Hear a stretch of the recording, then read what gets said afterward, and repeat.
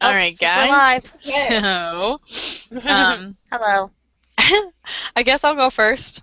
Okay. Um, my favorite thing about the whole thing was the 6 levels of moral development, just Mhm. because I really feel like, well, being a psych minor, I like anything that has to do with the brain and has to do with how we act and anything like that. So I think it's a really good way to incorporate psychology. So I'm always looking for ways to do that. Mhm. But students and just people in general always like to know how things work and like why we do the things that we do. So I think it would really benefit students, and clearly it benefits his. But I just think it's a really cool way to incorporate psychology. I'm all for that, so I really like that part. Yeah. I think the one of the 6 levels that I liked the most was the third one when he talked about when you do things to not to like instead of pleasing the teacher, you do it to make yourself happy. And if you think that it's good, then it is good, kind of thing. And it kind of goes along with when he was talking about when like the principal comes in for them like not to for the teacher not to be like freaking out being like you need to make me look good like da da da, so he kind of put everything on like the students, and it's kind of like if you think that's your best work, then I think it's your best work, so I thought the third level of moral development was really interesting. Yeah, it really puts like a lot of accountability like on the student instead of Hmm. just on the teacher. Yeah.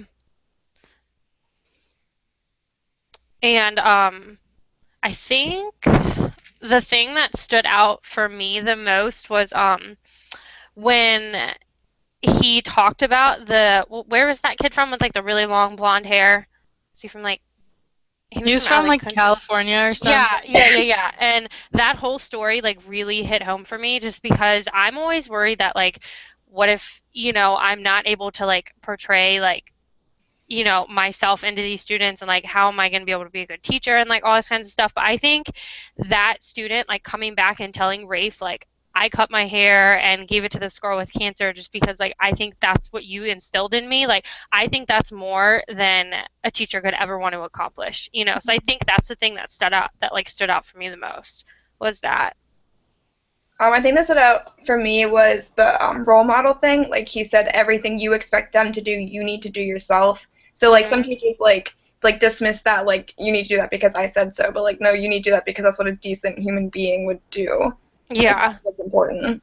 Yeah, like respecting people, like respecting that other people will be in the rooms, like don't be loud and all this kinds of stuff. So, yeah, that was really interesting too. Like they knew when to be polite and when they could like have fun and like Mhm. they could be able to tell the difference because he models that with them. Yeah. I I feel like thought, oh, sorry, go ahead, Taylor. sorry. Go. I feel like I don't know, it's all kind of intimidating. Like he talked about all the stuff like the 6 morals or the 6 levels of moral development, and he talked about how he models it for the students and how they behave so much, but I feel like it's going to take me so long to be able to do any of that stuff. To Like my get to that first point, year, yeah. yeah, I'm just going to be so scared and like I'm not going to know what to do, and I just feel like it's easier said than done, and I don't really Yeah. know if I'm going to be able to Yeah. do it no matter how hard I want to do it. I mean, it Well, took me a long time to get to that level. Like, That's as true. like yeah. 19 or 20-year-olds, like we're not gonna be able to understand. Like, we don't even have like all those moral developments yet. Yeah. So Yeah. And it kind of like last spring, I think it was like a year ago when Alfie Kahn was here for the Riall Lecture, and like he was basically like, don't teach to the test, and like, don't listen to, higher authority, and like just be the teacher that you want to be. Like I was talking about it with my roommate after we left the lecture, and it's almost like I aspire to be like that, but I'm almost like scared to be like that, kind of what you were saying, Taylor. Like you want to be like that, but it's like almost really intimidating because you're like, wow, like it's really working for this guy, but like if I feel like if I do that, then as a young teacher, like it's really hard.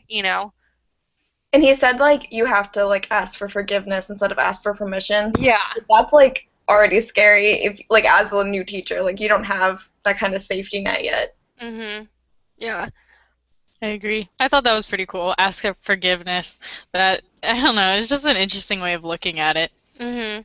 I thought the clips that he showed during the lecture were really effective too because then like we got to see the kids and like was it just me or like his class sizes were really big. Yeah, They were there's like huge. 40 kids in each class. Yeah, like they were pretty big and I feel like that just like makes him look so much like better as a teacher because he can have classroom management over that many kids. Mhm.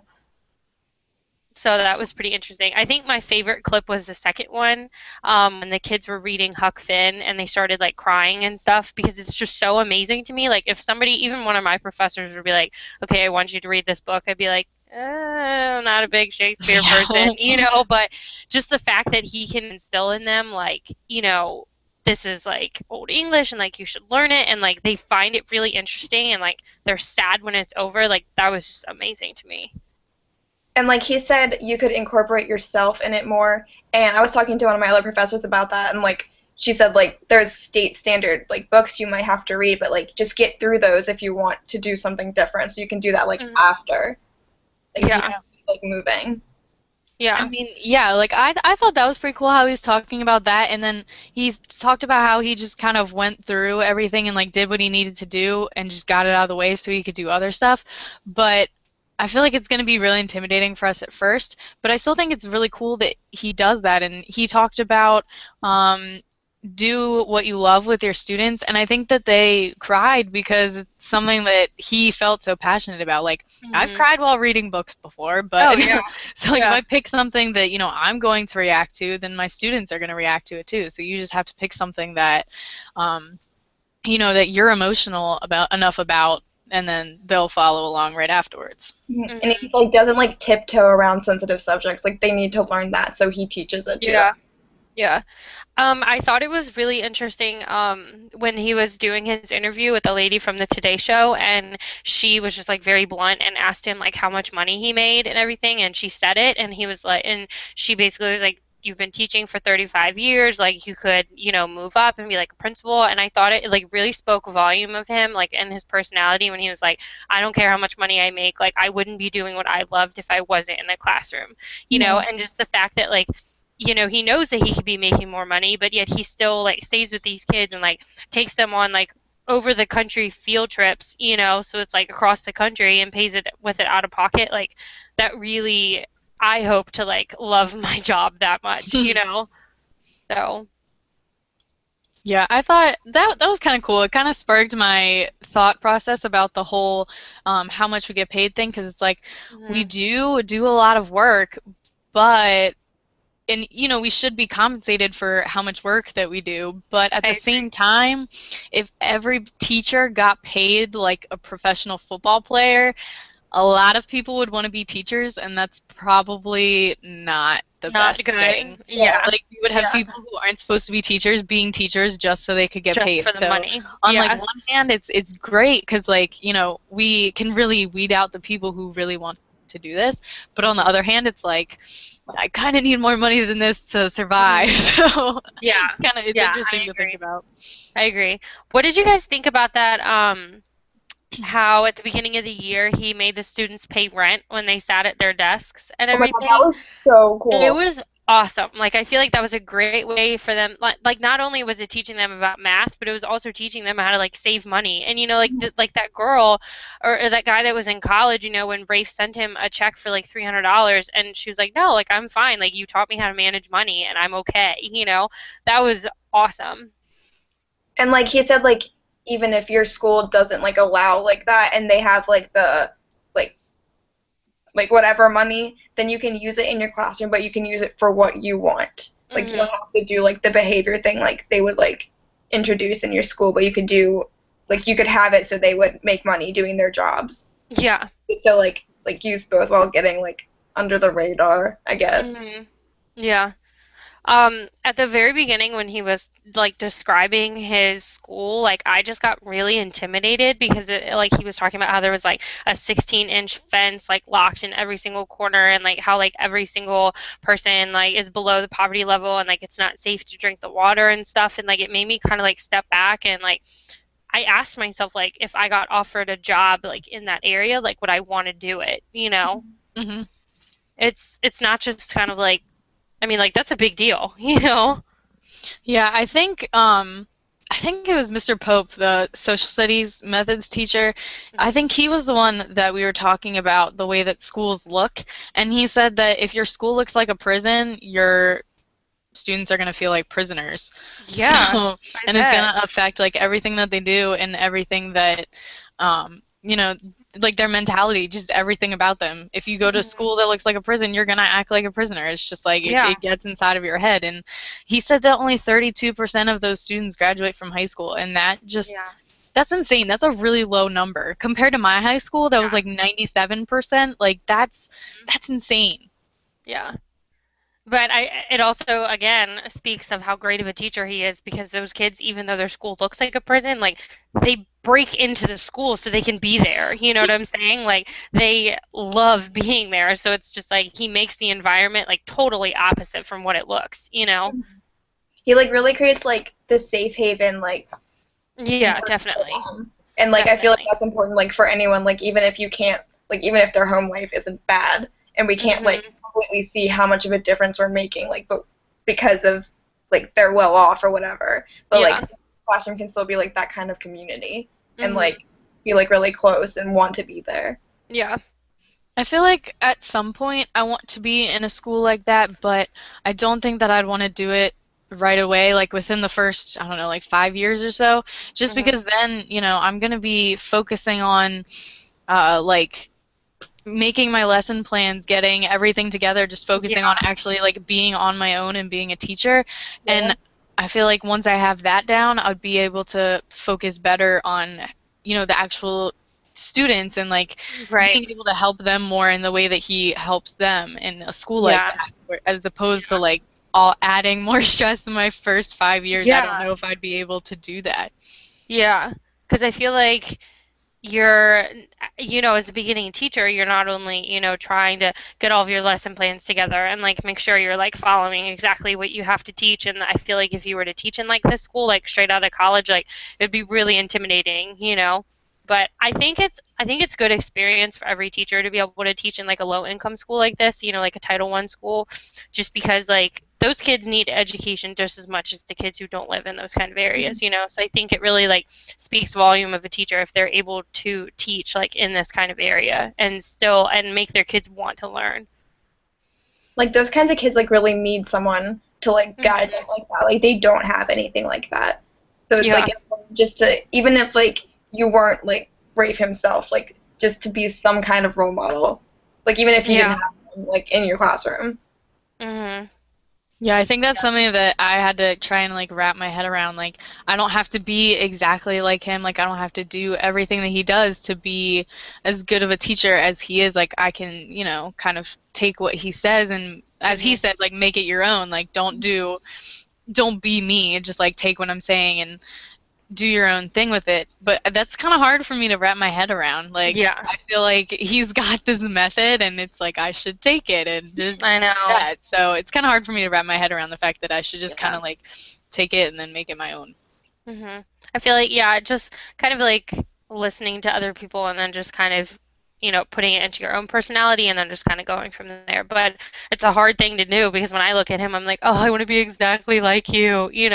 So it's kind of hard to not be, I guess. But Like he I, emphasized so much like he likes Shakespeare. You don't have to like Shakespeare, but you can do yeah, whatever it is that yeah, you like.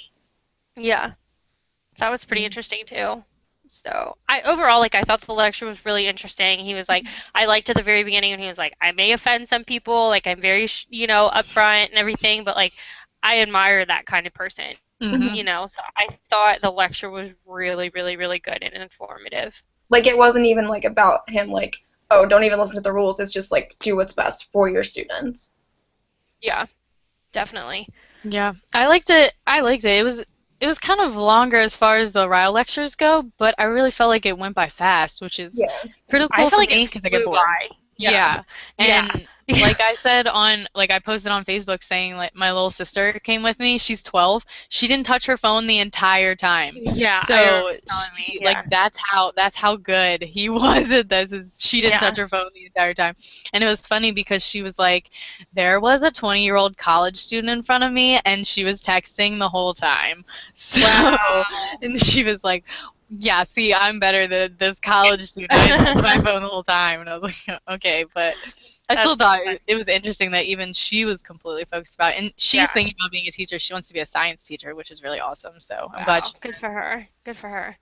Yeah, I just remember like looking at my roommate who was sitting next to me, and like I looked at her and I literally had goosebumps like during some parts of it, because like I just think speakers like that, like they're just so inspirational to me, and it's just like I get really engaged in it, and I think that's why I went. That's why I think it went by so fast, because he was like really, really, really good. So